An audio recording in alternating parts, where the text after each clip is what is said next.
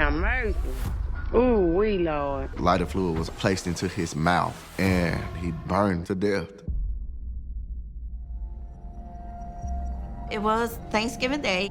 I remember buckling in my son in his car seat, and next thing we know, that house right across the street from us is smoking a whole lot.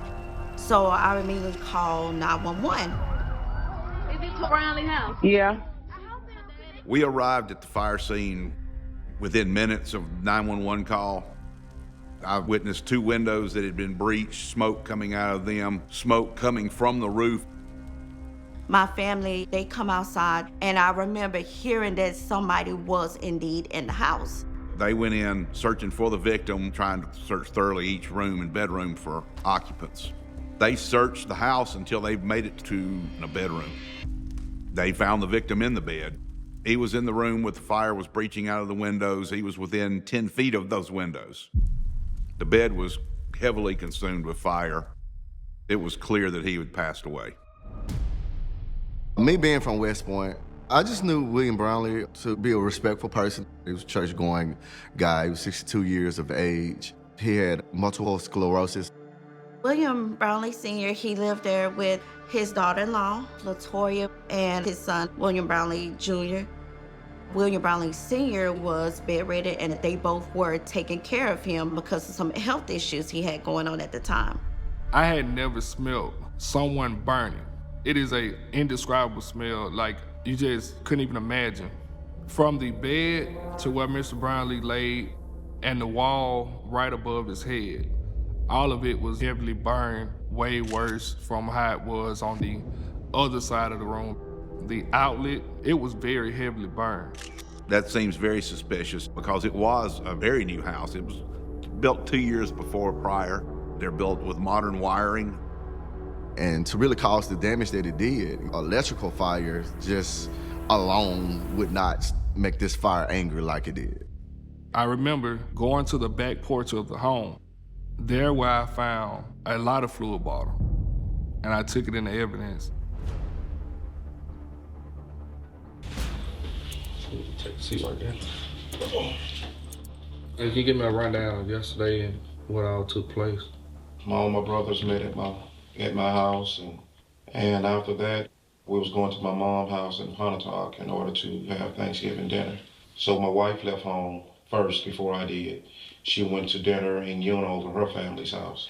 So I got a call about 4:26. Is when I actually got the call that my house was fully engulfed in flames. But did your wife ever call you at any time? No.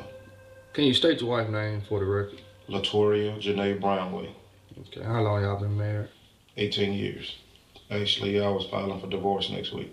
Did she know about this? Yes, I had an eviction notice for her.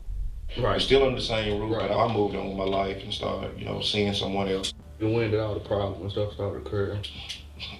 Been occurring for many, many, many years. She tried to actually burn the house down 3 years ago. I didn't actually call the police, but I will go in my grave believing that she done that. Mm-hmm. Give me a rundown how you and your niece came in contact yesterday. We had Thanksgiving dinner, and after the dinner, we left coming to West Point to go to Walmart. Right. But when we got in West Point, she said, take me by the house to drop off this food. We went to by the house. This should have been like, around 4? And she got out, went in, and she came back out less than 5 minutes, and we went to Walmart. Soon as we got to Walmart, she got a call saying, smoke coming out of your house. And I'm all upset now. I said, well, is your father-in-law in the house? She said, yes. So I really got nervous then. And then I could see smoke from Walmart parking lot in the air. Right. Basically what you're telling me, y'all left from the residence around 4 or 5. Now, the person called 911 at 4:10 saying the house was in flames. And I got a video showing her the house in flames at that time. That room was burning before she left. Really? She had to sit there and find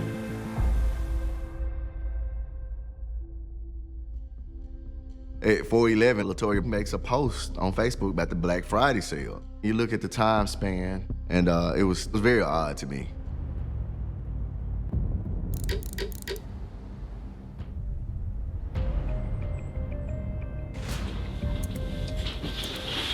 All right, you do understand you're still up on the Miranda, so you're still willing to speak? Yeah. Okay. All right, you left Unum Thursday around what time again? Around 3:20, 3:30. You left around 3:20, 3:30. What time you make it to town? 3:55. All right, what made you go by the house? They take my plate and I had to use the bathroom.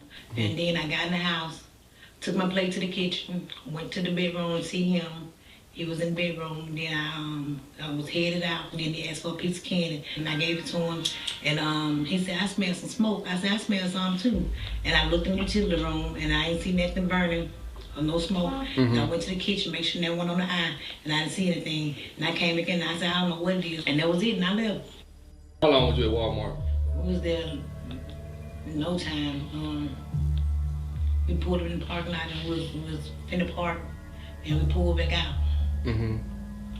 Oh, what was the reason for that? Somebody called. Did they call on Facebook or on your phone? Facebook. It should still be on Facebook. Think you got time to take a look and see? She called you at 4:11. Okay. And y'all stayed on the phone about 1 minute and 3 seconds, right? I guess. Okay. Was you on Facebook around that time? Was I on Facebook? Mm-hmm. I was at Walmart, so I probably not. You are aware that there's a Facebook post on your page that was made at 4:11 said that you was in Walmart parking lot. Okay. You remember making that post? I don't remember. From what I'm looking at and from what the fire marshal report is saying, either you wasn't at home at 4 o'clock or you was there when the fire started. Well, I wasn't there when no fire started because I don't think I Did you go in the room? I went in his bedroom. All right, did you go in his bedroom when you first got to the house or was it right before you left? I went to the kitchen, then I went to his bedroom. But you told me you went to the bathroom. That's the reason why I said you went to the bathroom. You never said you didn't use the bathroom. I didn't use it. So you lied to me, say like you used the bathroom? Well, I went to the bathroom and I didn't have to go, so I didn't go.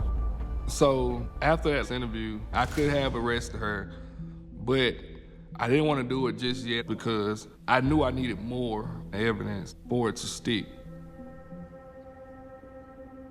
When the fire was intentionally set, somebody poured liquid on the outlet trying to make it look like the outlet had started the fire. But it doesn't go from her being in the house at 4:07, closing the door, walking out, to what you had 2 minutes later from a naturally occurring electrical fire in a wall. It doesn't happen.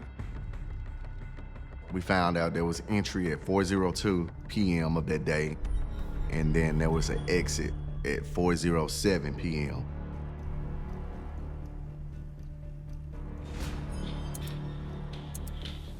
This is a tragedy, and it's up to us to figure out what happened. And when the investigators looked at the scene yesterday, they determined that somebody purposely set the fire. And we can't find anybody that was in that house other than you. I'm getting fed up about it because it seems like y'all harassing me. So ain't nothing else I can say about it. All right.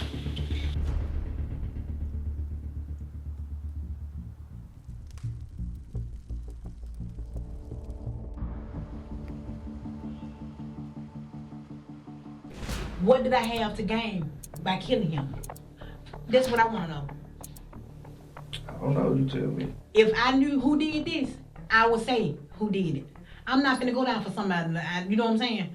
I don't have no idea. After the final interview with her, we were prepared to go to court with her and the 5 lawyers that she had.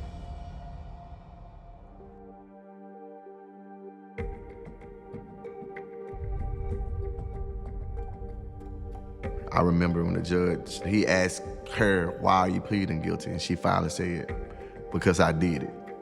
It wasn't a confession we dreamed of, but we got our confession.